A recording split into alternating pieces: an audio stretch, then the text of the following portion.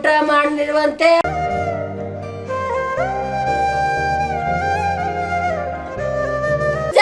ಕುರಿ ಬೇಯಿಸ್ಕೊಂಡು ಕುರಿ ಅಟ್ಕೊಂಡು ಬಂದ ಕಣಪ್ಪ.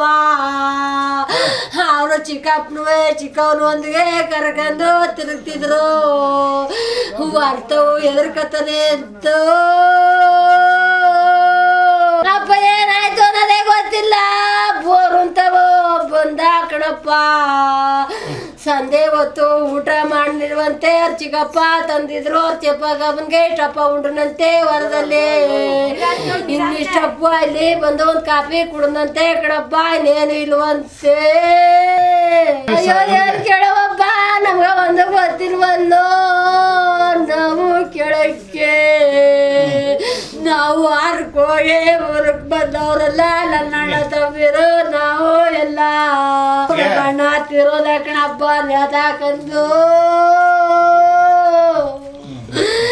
ಕುಡಿತಾನೆ ನನ್ನ ಅಣ್ಣ ತಿರೋದಂತ